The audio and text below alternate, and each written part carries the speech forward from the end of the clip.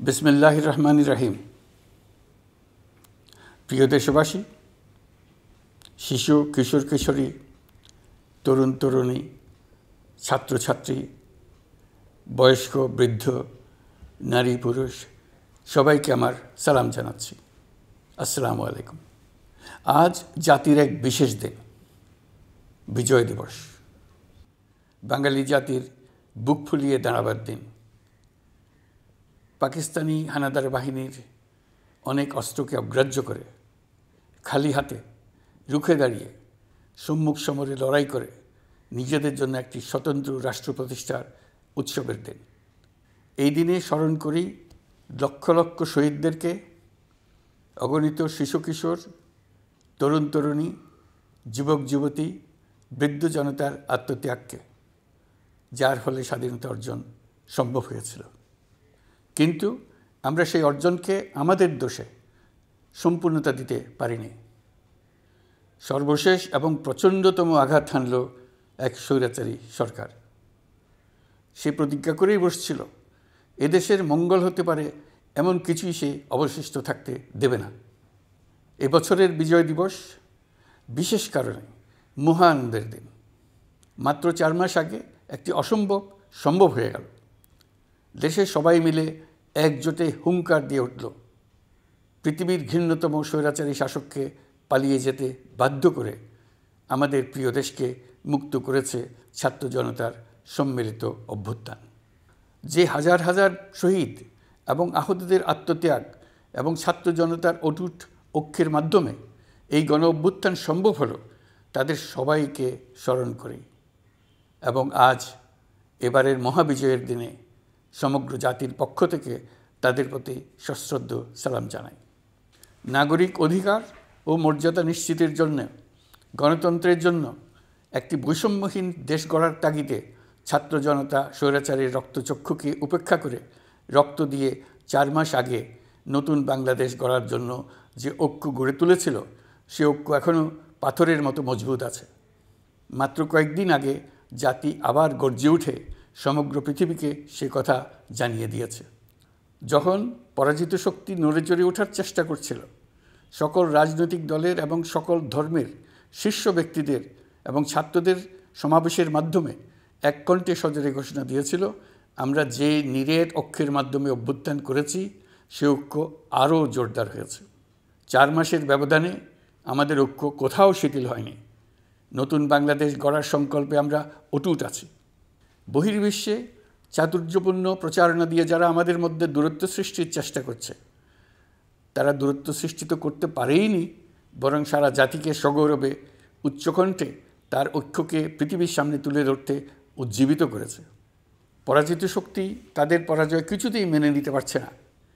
তারা প্রতিদিন দেশের ভেতরে এবং বাইরে থেকে জনতার অভ্যুত্থানকে ব্যর্থ করার জন্য বিপুল অর্থ ব্যয়ে নানা ভঙ্গিতে তাদের চেষ্টা চালিয়ে যাচ্ছে।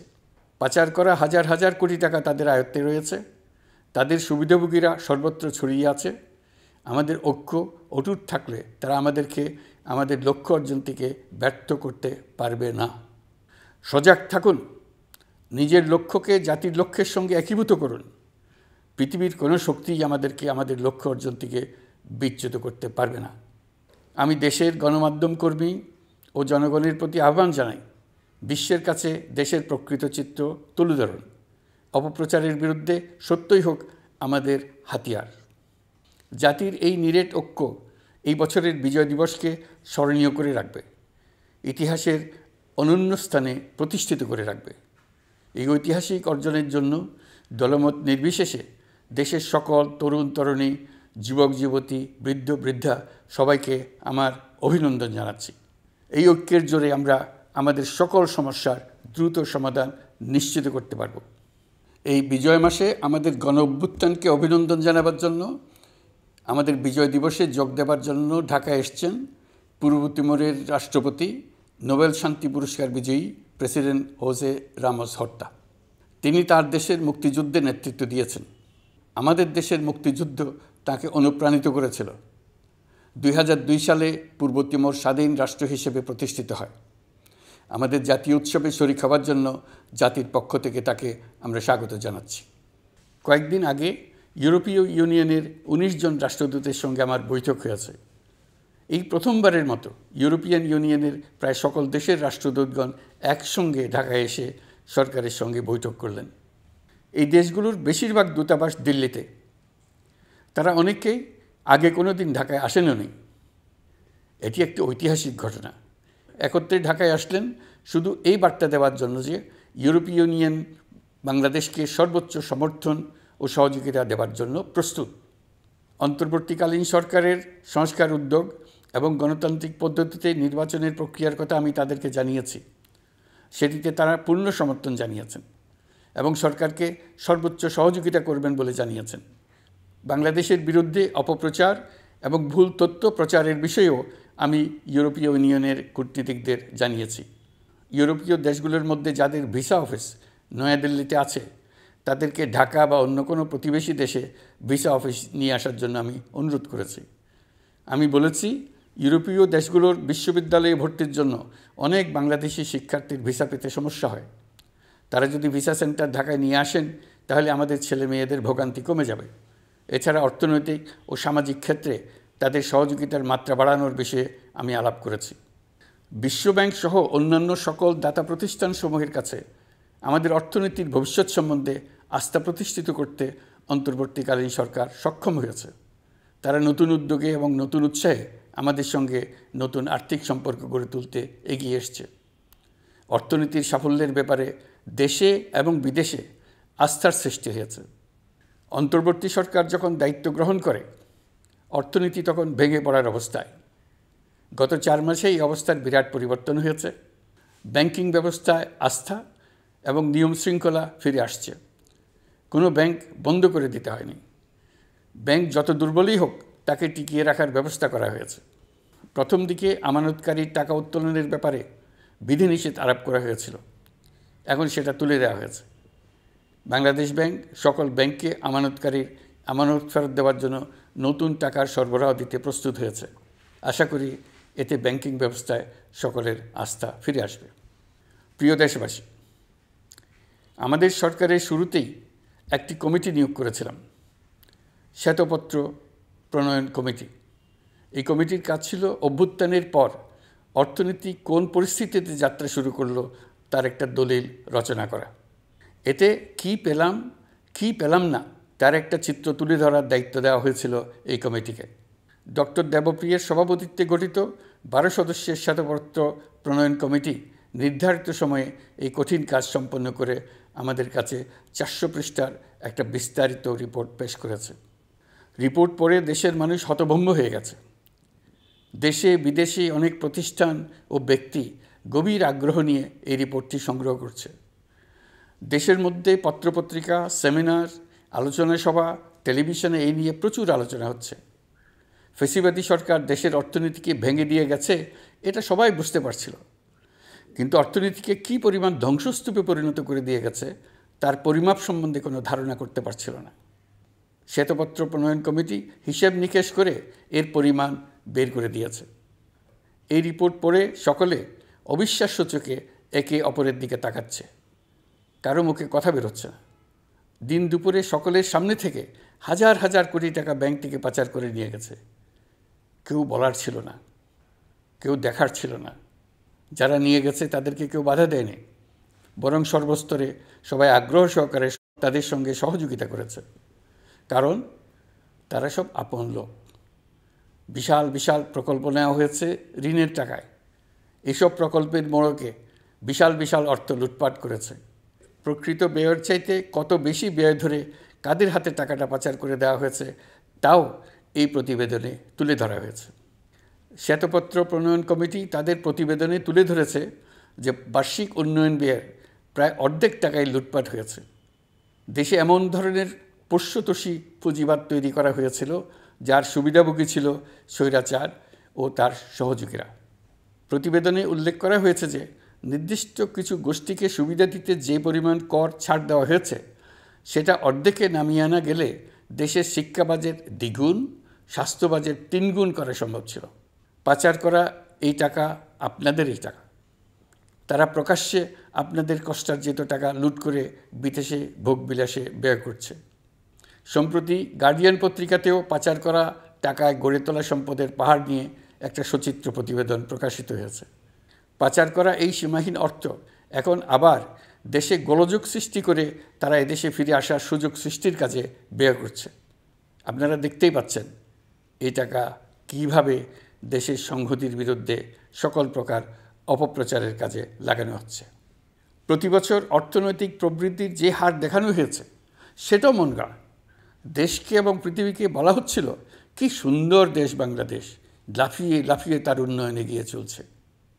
এখন বাংলাদেশ ব্যাংকের বড় কাজ হলো পাচার করা টাকা দেশে ফিরিয়ে আনা।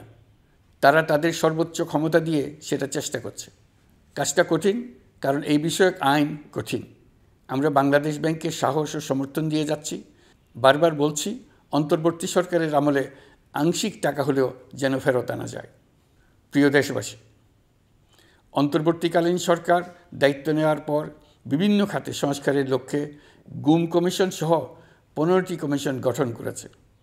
এসব কমিশন পূর্ণ উদ্যমে তাদের কাজ করে যাচ্ছে।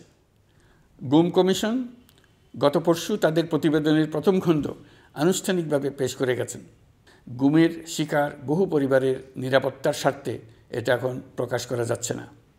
এই প্রতিবেদন পড়ার আগেই আপনাদেরকে সাবধান করে রাখি, এটা একটা লোমহর্ষক প্রতিবেদন।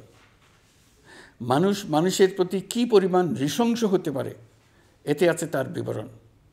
অবিশ্বাস্য বর্ণনা। সরকারের আক্রোশের শিকার হয়ে ঘটনাচক্রে যারা এখনও বেঁচে আছেন তারা আজ পর্যন্ত মুখ খুলতে সাহস করছেন না। তাদের ভয় কিছুতেই কাটছে না। তাদের ভয় হঠাৎ যদি ওই জালেমরা আবার ক্ষমতায় আসে তাহলে তাদের প্রতি এরা নৃশংসতম হবে। গত সরকারের ঘৃণ্যতম অধ্যায়ের ঐতিহাসিক দলিল হিসেবে এই প্রতিবেদন অমর হয়ে থাকবে। আমি আশা করছি কমিশনগুলো এখন থেকে নিয়মিতভাবে তাদের নির্ধারিত সময়ের মধ্যে তাদের প্রতিবেদন ও সুপারিশমালা পেশ করতে থাকবে। প্রিয় দেশবাসী, আমাদের সংস্কারের যে আকাঙ্ক্ষা সেটি বাস্তবায়নে প্রতিটি কমিশনই আমাদের জন্য গুরুত্বপূর্ণ। তবে নির্বাচন ব্যবস্থা সংস্কার ও সংবিধান সংস্কার কমিশনের কথা আমি একটু আলাদাভাবে বলতে চাই। কেননা এই দুটি কমিশনের সুপারিশের উপর প্রধানত নির্ভর করছে আমাদের আগামী নির্বাচন প্রস্তুতি ও তারিখ। এই প্রসঙ্গে বড় খবর হলো প্রধান নির্বাচন কমিশনার সহ নির্বাচন কমিশন গঠন করা হয়ে গেছে। কমিশন দায়িত্ব গ্রহণ করেছে। এখন থেকে তাদের হাতে দায়িত্ব ন্যস্ত হলো ভবিষ্যৎ সরকার গঠন করার প্রক্রিয়া শুরু করার। তারা তাদের প্রস্তুতির কাজ শুরু করেছেন। তাদের হাতে অনেক কাজ। প্রথমে সবচেয়ে বড় কাজ ভোটার তালিকা হালনাগাদ করা। এটা এমনিতেই কঠিন কাজ। এখন কাজটা আরও কঠিন হলো এই জন্য যে গত 3টা নির্বাচনে ভোটারদের অংশগ্রহণ করার সুযোগ ছিল না। ভোটার তালিকা যাচাই করার সুযোগ হয়নি কারণ। গত 15 বছরে যারা ভোটার হওয়ার যোগ্য হয়েছে তাদের সবার নাম ভোটার তালিকায় তোলা নিশ্চিত করতে হবে। এটা একটা বড় কাজ। ছাত্র জনতার অভ্যুত্থানের পর এখানে গলদ রাখার কোনো সুযোগ নেই। দীর্ঘদিন পর এবার বহু তরুণ তরুণী জীবনে প্রথমবারের মতো ভোট দেবে। অতীতে তাদেরকে সে অধিকার এবং আনন্দ থেকে বঞ্চিত করা হয়েছে। তাই এবারের নির্বাচনে তাদের ভোটদান একটি স্মরণীয় ঘটনা হয়ে থাকবে। এই অভিজ্ঞতাকে মসৃণ করার সমস্ত আয়োজন করতে হবে। আমার একান্ত ইচ্ছা এবারের নির্বাচনে প্রথমবারের তরুণ তরুণী ভোটাররা শতকরা 100 কাছাকাছি সংখ্যায় ভোট দিয়ে একটি ঐতিহ্য সৃষ্টি করুক। নির্বাচন কমিশন এবং সকল সামাজিক প্রতিষ্ঠান ও রাজনৈতিক দলের প্রতি আমার আহ্বান, সবাই মিলে আমরা যেন ওই লক্ষ্য অর্জনে নানা প্রকার সৃজনশীল কর্মসূচি গ্রহণ করি। এখন থেকে সবাই মিলে এমন একটা ঐতিহ্য সৃষ্টি করি যেন স্থানীয় নির্বাচন সহ সকল নির্বাচনে সকল কেন্দ্রে প্রথমবারের ভোটাররা 100% কাছাকাছি সংখ্যায় ভোটদান নিশ্চিত করবে। এটা নিশ্চিত করতে পারলে ভবিষ্যতে কোনো সরকার মানুষের ভোটাধিকার কেড়ে নেবার সাহস করতে পারবে না। নতুন ভোটার ছাড়াও যাদের আগে থেকে ভোটার তালিকায় নাম থাকার কথা ছিল তারা ভোটার তালিকায় আছে কিনা তা নিশ্চিত করতে হবে। বিশেষ মনোযোগ দিয়ে ভুয়া ভোটারদেরকে তালিকা থেকে বের করে দিতে হবে। এবার আমরা প্রবাসী বাংলাদেশিদেরকে ভোট দেওয়া নিশ্চিত করতে চাই। অতীতে আমরা এই ব্যাপারে অনেকবার আশ্বাসের কথা শুনেছি। এই সরকারের আমলে এটা যেন প্রথমবারের মতো বাস্তবায়িত হয়, এটা আমরা নিশ্চিত করতে চাই। এর জন্য একটা নির্ভরযোগ্য ব্যবস্থা করতে হবে। সব কিছুই সমসাপেক্ষ ব্যাপার। এর সঙ্গে যদি আমরা নির্বাচন প্রক্রিয়া আরও উন্নত করতে চাই, নির্বাচন সংস্কার কমিশনের সুপারিশমালা বাস্তবায়ন করতে চাই, তাহলে প্রয়োজনীয় সংস্কারের বিস্তৃতি ও গভীরতা অনুসারে নির্বাচন কমিশনকে সময় দিতে হবে। আমি সকল প্রধান সংস্কারগুলো সম্পন্ন করে নির্বাচন আয়োজন করার ব্যাপারে বরাবর আপনাদের কাছে আবেদন জানিয়ে এসেছি। তবে রাজনৈতিক ঐকমত্যের কারণে আমাদেরকে আবার বলছি, যদি অল্প কিছু সংস্কার করে ভোটার তালিকা নির্ভুলভাবে তৈরি করার ভিত্তিতে নির্বাচন সম্পন্ন করতে হয়, তাহলে 2025 সালের শেষের দিকে নির্বাচন অনুষ্ঠান হয়তো সম্ভব হবে। আর যদি এর সঙ্গে নির্বাচন প্রক্রিয়া এবং নির্বাচন সংস্কার কমিশনের সুপারিশের পরিপ্রেক্ষিতে এবং জাতীয় ঐকমত্যের ভিত্তিতে প্রত্যাশিত মাত্রার সংস্কার যোগ করি, তাহলে অন্তত আরও 6 মাস অতিরিক্ত সময় লাগতে পারে। মোটা দাগে বলা যায় 2025 সালের শেষ দিক থেকে 2026 সালের প্রথমার্ধের মধ্যে নির্বাচনের সময় নির্ধারণ করা যায়। প্রিয় দেশবাসী, যে কোনো সংস্কারের কাজে হাত দিতে গেলে রাজনৈতিক ঐকমত্যের প্রয়োজন। এই ঐকমত্যে পৌঁছানোর প্রক্রিয়া কী হবে? অন্তর্বর্তীকালীন সরকার এইভাবে অগ্রসর হবার প্রস্তুতি নিচ্ছে। অন্তর্বর্তীকালীন সরকার প্রথম পর্যায়ে 6টি সংস্কার কমিশন গঠন করেছে। এরা শীঘ্রই চূড়ান্ত প্রতিবেদন পেশ করবে বলে আশা করি। আমরা এই 6 কমিশনের চেয়ারম্যানদের নিয়ে একটি জাতীয় ঐকমত্য গঠন কমিশন প্রতিষ্ঠা করার দিকে অগ্রসর হচ্ছি। এর কাজ হবে রাজনৈতিক দল সহ সকল পক্ষের সঙ্গে মতামত বিনিময় করে যে সমস্ত বিষয়ে ঐকমত্য স্থাপন হবে সেগুলো চিহ্নিত করা এবং বাস্তবায়নের জন্য সুপারিশ করা। যেহেতু জাতীয় ঐকমত্য প্রতিষ্ঠা করা অন্তর্বর্তীকালীন সরকারের অতি গুরুত্বপূর্ণ দায়িত্ব, তা বিবেচনা করে আমি এই কমিশনের চেয়ারম্যানের দায়িত্ব পালন করব। আমার সাথে এই কমিশনের সহসভাপতির দায়িত্ব পালন করবেন অধ্যাপক আলী রিয়াজ। কমিশন প্রয়োজন মনে করলে নতুন সদস্য কোঅপ্ট করতে পারবে। প্রথম 6টি কমিশনের চূড়ান্ত প্রতিবেদন পাওয়ার পর আগামী মাসেই জাতীয় ঐকমত্য গঠন কমিশন তার কাজ শুরু করতে পারবে বলে আমি আশা করছি। এই নতুন কমিশনের প্রথম কাজ হবে নির্বাচন অনুষ্ঠানের জন্য যে সমস্ত সিদ্ধান্ত জরুরি সেই সমস্ত বিষয়ে তাড়াতাড়ি ঐকমত্য সৃষ্টি করা এবং সকলের সঙ্গে আলোচনা করে কোন সময়ে নির্বাচন অনুষ্ঠান করা যায় সেই ব্যাপারে পরামর্শ চূড়ান্ত করা। প্রিয় দেশবাসী, নির্বাচন আয়োজন ও সংস্কার ছাড়াও আপনারা আমাদের উপর অনেকগুলো দায়িত্ব দিয়েছেন। এর মধ্যে রয়েছে অর্থনীতি পুনরুদ্ধার ও মানুষের জীবনমান উন্নয়ন। ফ্যাসিবাদী সরকারের কাছ থেকে আমরা বিপর্যস্ত এক অর্থনীতি পেয়েছি। আমাদের বৈদেশিক রিজার্ভ তলানিতে গিয়ে থেকেছিল। 2024 সালের নভেম্বরে রপ্তানি আয়ের পরিমাণ ছিল $4.12 বিলিয়ন, যা আগের মাসের তুলনায় 15.63% বেশি। সামগ্রিকভাবে 2024 সালের জুলাই নভেম্বর সময়কালে রপ্তানি $16.11 বিলিয়ন মার্কিন ডলারে পৌঁছেছে। গত বছর একই সময়ে রপ্তানি আয় ছিল $14.34 বিলিয়ন মার্কিন ডলার। বছরের হিসাবে এই প্রান্তিকে রপ্তানি আয়ের প্রবৃদ্ধি 12.34%। বৈদেশিক মুদ্রার রিজার্ভ $19 বিলিয়ন পৌঁছেছে। এসবের মাধ্যমে আমাদের অর্থনীতি ঘুরে দাঁড়াতে শুরু করেছে। পরিস্থিতির উন্নতি হচ্ছে। গার্মেন্টস শ্রমিক ভাই বোনেরা বাংলাদেশের অর্থনীতির অন্যতম চালিকা শক্তি। তাদের বার্ষিক মজুরি 9% বাড়ানোর সিদ্ধান্ত হয়েছে। মূল্যস্ফীতির বিষয়টি বিবেচনা করে শ্রমিক ইউনিয়ন মালিক পক্ষের সঙ্গে আলোচনার ভিত্তিতে এটি নির্ধারণ করা হয়েছে। মূল্যস্ফীতি নিয়ন্ত্রণে সরকার আন্তরিকভাবে কাজ করছে। স্বীকার করতে দ্বিধা নেই, এক্ষেত্রে কাঙ্ক্ষিত সাফল্য আমরা এখনও পাইনি। তবে আমার বিশ্বাস মূল্যস্ফীতি শিগগিরই কমে আসবে। গত কয়েক মাসে বাজারে কিছু পণ্যের দাম বেড়েছে। আমরা সরবরাহ বাড়িয়ে, আমদানিতে শুল্ক ছাড় দিয়ে, মধ্যস্বত্বভোগীদের দৌরাত্ম্য কমিয়ে এবং বাজার তদারকির মধ্য দিয়ে জিনিসপত্রের দাম কমিয়ে আনার চেষ্টা করছি। পরিবহন খাতে চাঁদাবাজি এখনও পুরোপুরি বন্ধ করা যায়নি। এটা সম্ভব হলে আমরা আশা করি জিনিসপত্রের দাম আরও কমে আসবে। আমরা আপনাদের কষ্টে সমব্যথী। তবে আমরা জানি সরকারের কাজ কেবল সমবেদনা জানানো নয়। আমরা আপনাদের কষ্ট কমিয়ে আনতে সকল রকম চেষ্টা চালিয়ে যাচ্ছি। আসন্ন রমজানে দ্রব্যমূল্য সহনীয় রাখতে আমরা সবার সহযোগিতা চাই। আমরা ইতিমধ্যে ব্যবসায়ীদের সঙ্গে কথা বলেছি। তারা আমাদের কাছে ওয়াদা করেছে বাজারে পণ্য সরবরাহে কোনো সংকট হবে না। অতিরিক্ত মুনাফার লোভে যদি কেউ কৃত্রিম কোনো সংকট সৃষ্টির চেষ্টা করে আমরা তাকে কঠোর হাতে দমন করব।